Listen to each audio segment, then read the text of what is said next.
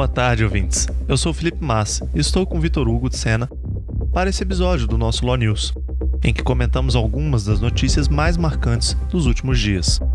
Como de costume, foram dias movimentados na Suprema Corte Brasileira e começamos com duas notícias de julgados seus. Tudo bem, Felipe? É um prazer estar gravando mais uma vez esse programa. O ministro do STF, Marco Aurélio, proferiu um julgamento sem mérito na lei proposta pelo presidente da República, que visava derrubar os decretos restritivos de atividades e circulação de pessoas publicados pelos governos da Bahia, do Rio Grande do Sul e do Distrito Federal, em razão da pandemia. O presidente alegou na inicial os direitos à livre iniciativa econômica e à liberdade de locomoção, em contraposição aos decretos estaduais.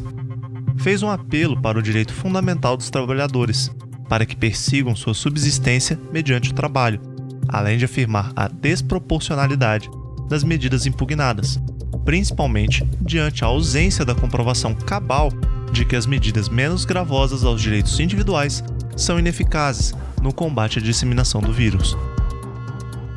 Não obstante o enunciado constitucional no artigo 103, inciso 1º, acerca da possibilidade do presidente da República propor uma ação direta de inconstitucionalidade, o ministro fez uma distinção pedagógica, de que trata-se de legitimidade, mas não de capacidade postulatória. Dessa forma, apenas a Advocacia Geral da União, a AGU, poderia ajuizar a demanda, enquanto representante judicial da União.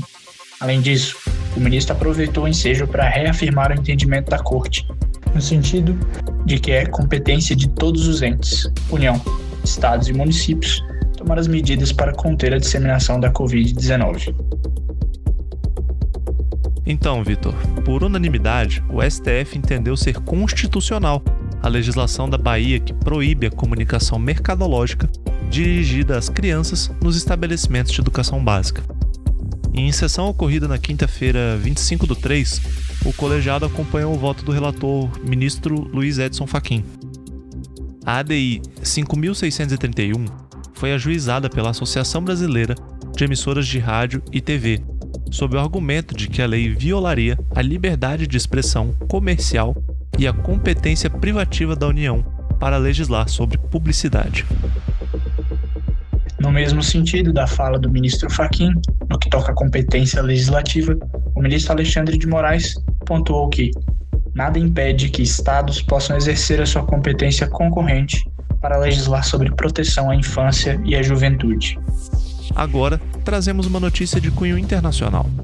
A National Labor Relations Board, ou seja, a agência federal americana que trata das relações de trabalho, julgou que a empresa do multibilionário Elon Musk, Tesla, infringiu repetidas vezes disposições das leis trabalhistas. Dentre as condutas tomadas pela empresa está o ajuizamento de ações judiciais para obrigar seus ex-funcionários a manter o silêncio sobre ocorridos no ambiente de trabalho.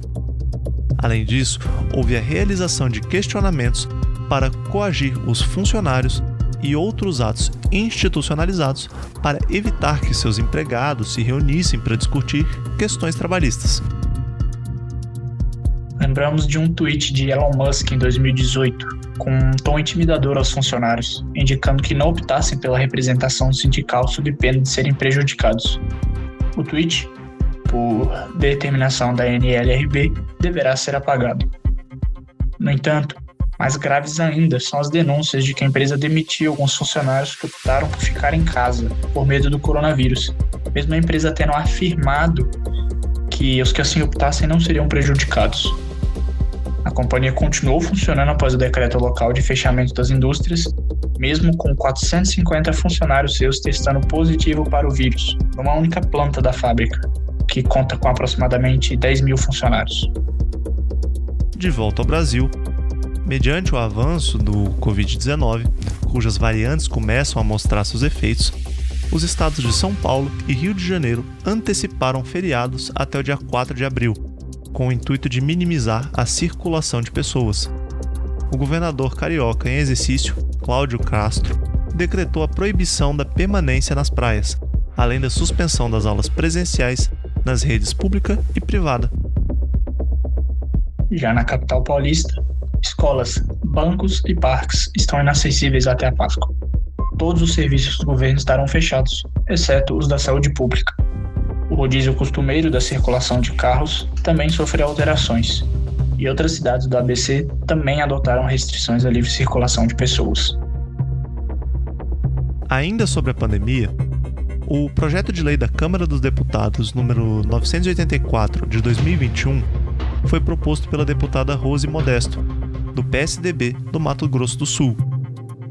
Esse projeto prevê multas administrativas para quem promover e frequentar festas e outros eventos clandestinos que resultem em aglomerações de pessoas durante o período de emergência de saúde pública. Conforme a proposta, a multa será definida e regulamentada por cada ente federado, mas não será inferior a R$ 5.000 para pessoas físicas ou jurídicas que promoverem festas ou eventos clandestinos que resultem em aglomeração, ainda que sem fins lucrativos, na sua propriedade ou em estabelecimento comercial, e não inferior a R$ 500 para quem participar desses eventos.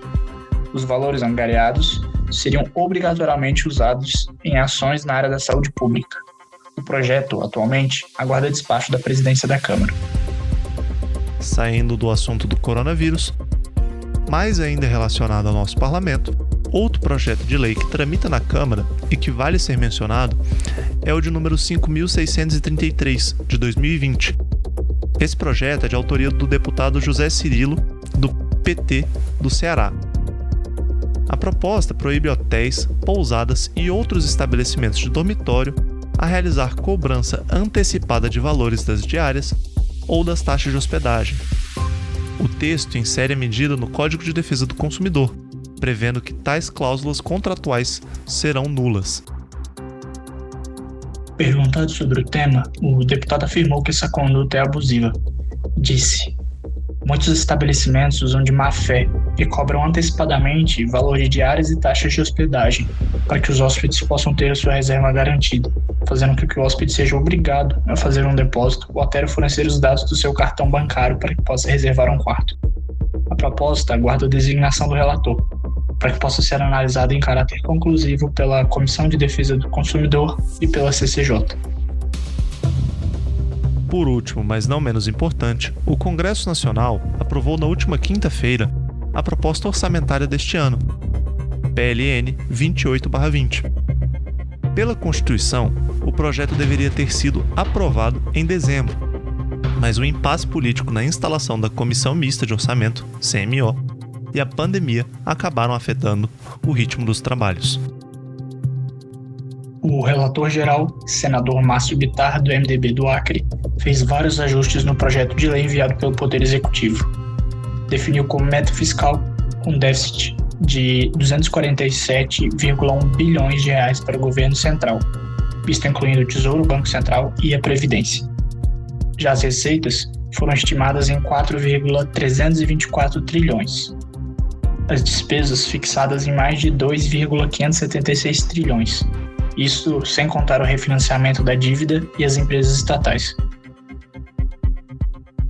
O teto dos gastos, pela Emenda Constitucional 95, é de 1,480 trilhão de reais. Para assegurar a aprovação do parecer final pelo Congresso, o relator remanejou 26 bilhões e meio de reais em despesas para o atendimento de pleitos dos parlamentares. O Ministério do Desenvolvimento Regional, com 10,2 bilhões de reais, e o Fundo Nacional de Saúde, com 8,3 bilhões de reais, foram os mais favorecidos pelas mudanças de última hora. Vários parlamentares criticaram as mudanças e as dotações abaixo do esperado para universidades e para o meio ambiente. Um corte de 1,75 bilhão inviabilizou a realização do censo demográfico neste ano, segundo argumentam parlamentares. Tal questão seria especialmente intricada, uma vez que a elaboração de várias políticas públicas depende em grande parte de dados censitários. O líder do governo no Congresso, senador Eduardo Gomes, assumiu o compromisso de que haverá dinheiro para a saúde e para a educação. Informou ainda que a contagem populacional será viabilizada oportunamente. O líder do PP na Câmara, deputado Cacá Leão, destacou o diálogo entre governo e oposição na discussão do orçamento. Declarou que o relatório traz o que o povo mais deseja, isto é, tranquilidade e garantia dos recursos para as vacinas, mas também para a retomada dos investimentos que o Brasil precisa. O deputado Cláudio Cajado, do PP da Bahia, elogiou a previsão de 30 bilhões de reais do orçamento para a infraestrutura e aquisição de máquinas e equipamentos. Segundo o deputado, os estados e municípios precisam desses recursos, principalmente os novos prefeitos que assumiram o mandato neste ano. Apontou também que não podemos fazer despesas sem pensar em investimento. Cláudio também observou que o texto aprovado conseguiu garantir mais de 125 bilhões de reais para o Ministério da Saúde e mais 100 bilhões de reais para o Ministério da Educação. Já o líder do PSB e presidente da Frente Parlamentar em Defesa do Sistema Único de Assistência Social, deputado Danilo Cabral, afirmou que a assistência social necessitava de um reforço orçamentário e que a necessidade de recursos para essa área aumentou muito em razão da pandemia. Já o deputado Kim Kataguiri, do Democratas de São Paulo, também criticou os gastos com militares. Alegou que o que mais choca foi o parlamento ter aprovado, no meio da pandemia, um congelamento de salários de professores, médicos e enfermeiros, enquanto a peça orçamentária concede aumento de salários para os militares. Protestou: estamos dando aumento de salário no meio da crise para quem sequer está enfrentando a pandemia. Indagado a respeito, o relator afirmou que, abre aspas, na árdua tarefa para conciliar o cenário de pandemia, a retração econômica, os poucos recursos discricionários, que são os de livre uso pelo Executivo, e os pleitos legítimos, tive que tomar decisões difíceis, mas necessárias. Aumentamos o dinheiro para a saúde e educação, garantimos os recursos para a pesquisa da vacina brasileira, que vai acontecer ainda neste ano, e mais de 20 bilhões de reais para o governo federal continuar comprando vacinas. Fecha aspas. O senador destacou a garantia de recursos para impedir a paralisação de obras fundamentais de infraestrutura. Bittar elogiou que os parlamentares da oposição não têm trabalhado para obstruir a votação. Abre aspas. É claro que a peça orçamentária não vai agradar nunca a ninguém, mesmo em tempo de vacas gordas. Sou a favor das reformas do Estado brasileiro, mas elas têm uma velocidade que não é a mesma daqueles que precisam comer e não tem outra forma a não ser com a ajuda do Estado. Fecha aspas. Agradecemos à agência Câmara de Notícias pelas informações sobre a proposta da Lei Orçamentária Anual de 2021, que agora segue para a sanção presidencial. Bom, era sobre isso que gostaríamos de tratar em mais esse episódio do nosso quadro, o Law News. Agradecemos muito a sua audiência.